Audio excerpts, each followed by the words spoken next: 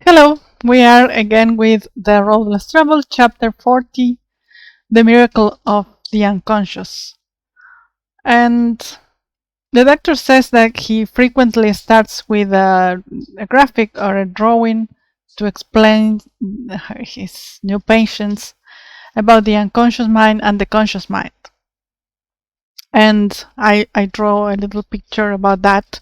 He says that we have only 5%, like we could say 5% is our conscious mind, the one we use when we interact with the rest of the world and we are paying attention to certain things.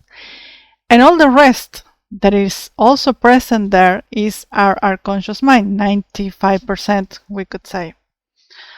But it's also present in our interactions throughout the day and also in our dreams and when we are sleeping.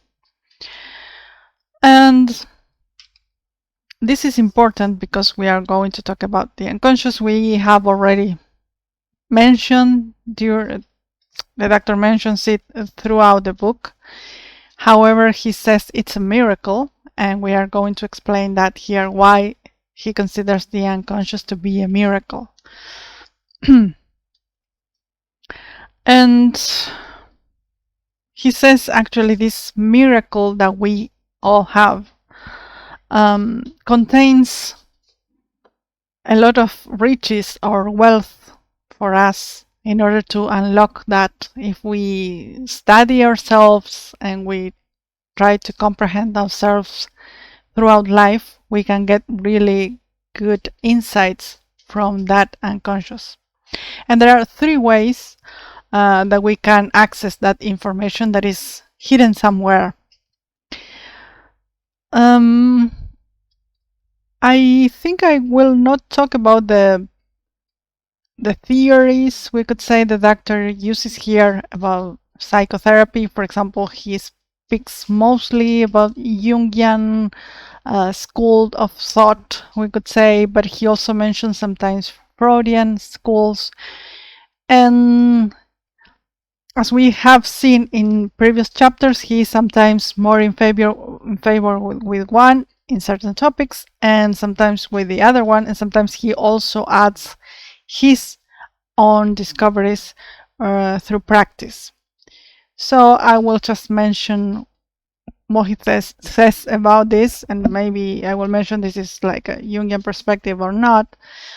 So we don't care, at least I don't care that much about the theory, but I rather go into the findings of the doctor because this is what the book is about. So having said that, I was saying there are 3 ways to access that hidden information in our unconscious mind, and one of them are the dreams, which happen during our sleep time. So we are not fully conscious, we are not thinking at that time, we are just dreaming at best. We are like if we can remember our dreams afterwards, but that is the way our mind uses to process a lot of information. And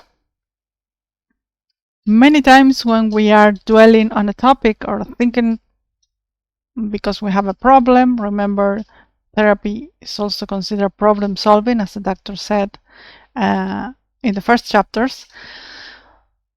We are thinking about things and going around stuff.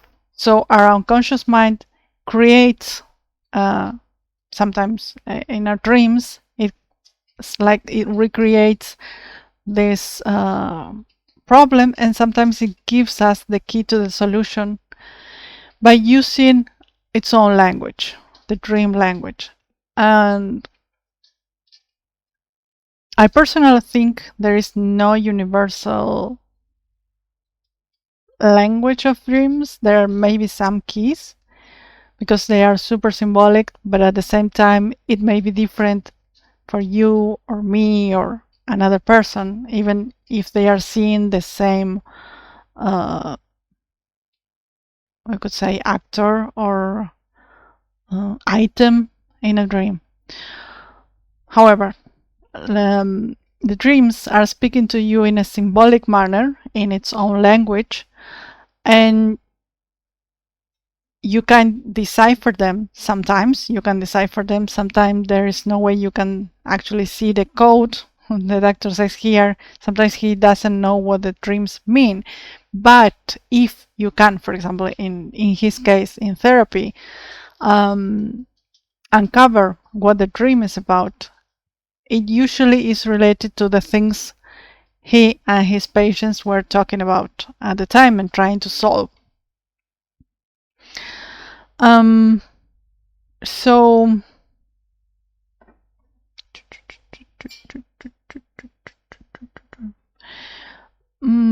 what can we see these messages that you receive? I've heard some people saying I received a message in a dream, and this kind of message, we could say, are sometimes warnings. Sometimes there are guides to the solution. Sometimes it's coded as an encouragement to do something that you are afraid of doing, for example. Sometimes they are indications that you are going on the right path or the wrong path. And other times it's any kind of source of information you need in the moment or in your current situation for you to solve certain problems. Actually, if you think about it, there are many inventors that said it was revealed to me in a dream. I was thinking about something that I needed to solve, and I went to sleep, and my dream told me what to do. That is why many people say I will meditate over sleep or over my pillow.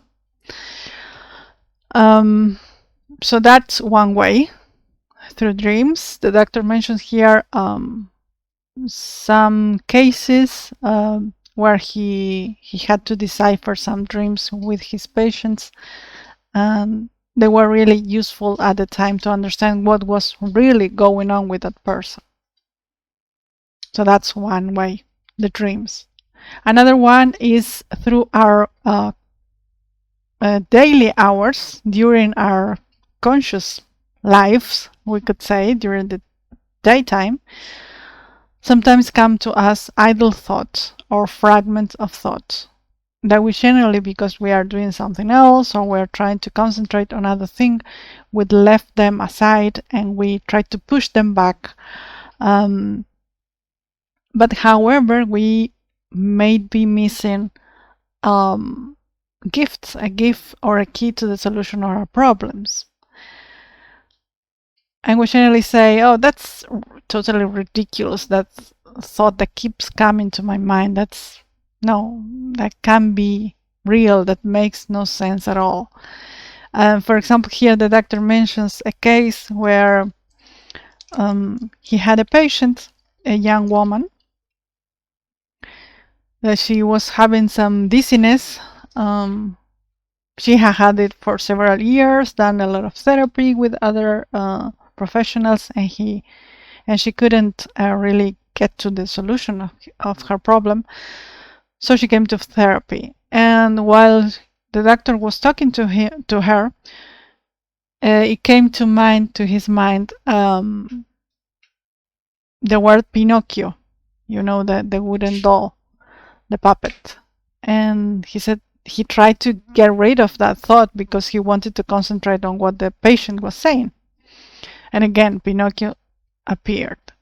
And then once again, and some more times. So he said, okay, I have to pay attention to that because it's maybe trying to tell me something.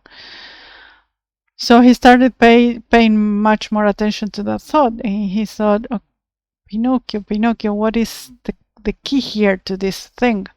And he understood that his patient, she was a puppet. She was a puppet of her, in her circumstances. She was not autonomous as a person. She was completely managed, dominated by her mom.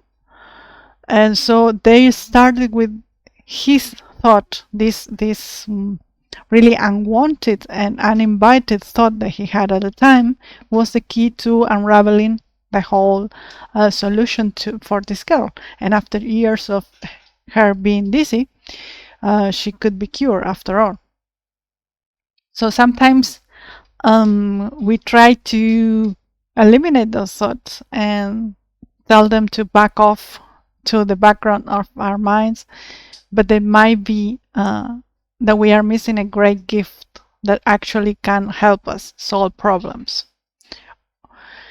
And why this happens?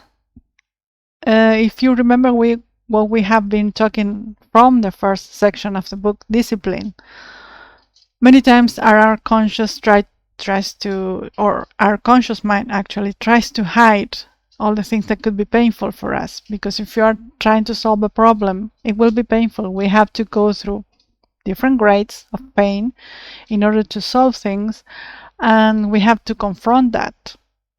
And most of the time, our conscious mind just wants to survive and go on with life, and she doesn't want to really understand what's going on in the back, right? But we have to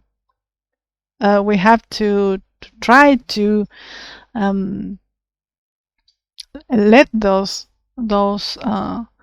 thoughts that are in the back here, so we can work with them and we can grow, as is this part of this book, right? So yes, that is why our thoughts that interrupt us, we try to set them, to tell them off, or to get rid of them. But hopefully this idea will help us the next time we have these invasive thoughts or idle thoughts.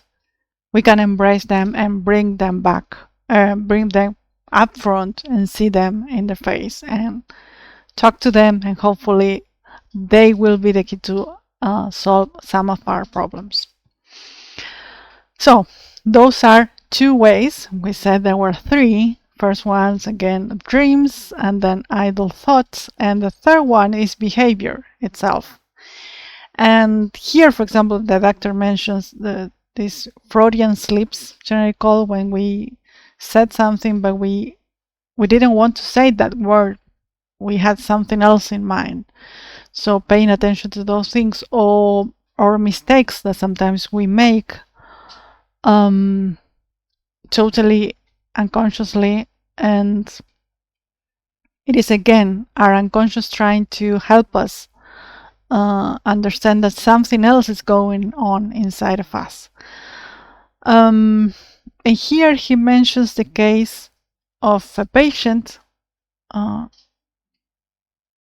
I took note here, put it as the angry woman case, because it was a woman that was totally she had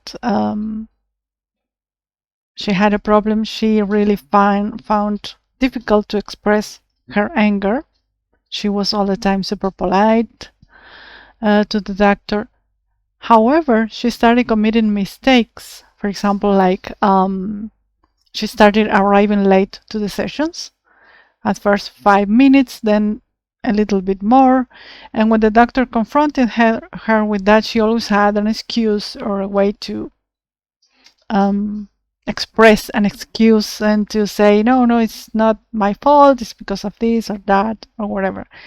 And then she started making other mistakes, like, for example, at that time, it was the doctor was paid by check, and the checks papers, right, had to be signed or had to have the signature of the person on them, and she would send the checks without her signature. And when the doctor confronted that and said, I think you are angry with me somehow, or with the sessions, or with something that we are talking here, and you're not being able to express that. And all the time she put excuses on that. And with the checks, she started crying, for example, at that time. And she said, I don't know what's going on with me. I'm really bad. And that was a moment when the treatment had a breakthrough, and she could unlock that feeling. right? Of being anger and being all the time like nothing happened. And the doctor mentions other cases, but I won't mention them all. So yes, that is these mistakes could be telling us that we are not being completely honest with ourselves, because that's the most important part, to be honest with ourselves, as we already talked about in previous sections too. Because if you're honest to yourself and you know that you have a problem or you have something that you are not happy with, you can start working on that. So the same happens as with the idle thoughts and the dreams. So to close this chapter, we could say that our conscious, again, is a miracle, and it knows more than us, about us, than we know ourselves. And if we pay attention to it, it could help us through these keys, through these idle thoughts or message from dreams, or our behavior, our mistakes. We can start to understand how we can be more congruent at all levels of our lives and be more in sync with reality. Remember, we mentioned about this, to be in sync with reality and not just be in our happy land. That's part of maturing.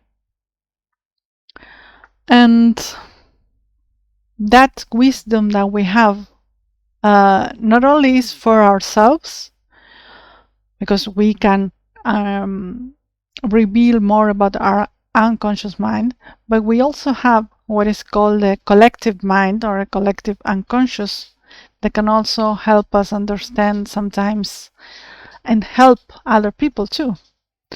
And the doctor mentions here a real short thing that happened to him when he was in Singapore for the first time with his wife, walking on an unknown street for them, and he saw a building very far away, and his wife said, "Oh, what's that building?" And he said, "That's the cricket club." And he had never been in Singapore. And then they walked out to the building, and they saw it was the Singaporean cricket club. And he was amazed, because he said, "Oh, how did I really know?" Because it just came to mind like that, and he had never seen anything about that place. So he speaks about the collective mind here, and how we have this wisdom that come through our ancestors, which has been proved according to the doctor, though remember this has been made 50 years ago. I think there could be many more studies now and research, and I know there are, about that we carry our memories in our fluids, in our chemicals, or in some organs in our bodies. So yes, we have some internal wisdom, but we also have this intuition, we could say, collective intuition. We can understand things from others or about others without consciously knowing them. But I don't think that, even though that's an interesting topic, we could say that's something to, if you like, you can look it up. I won't get into those details, because here there are not that many details, at least not yet. So that's all for now, and I hope you have a great week, and see you next Sunday. Bye bye.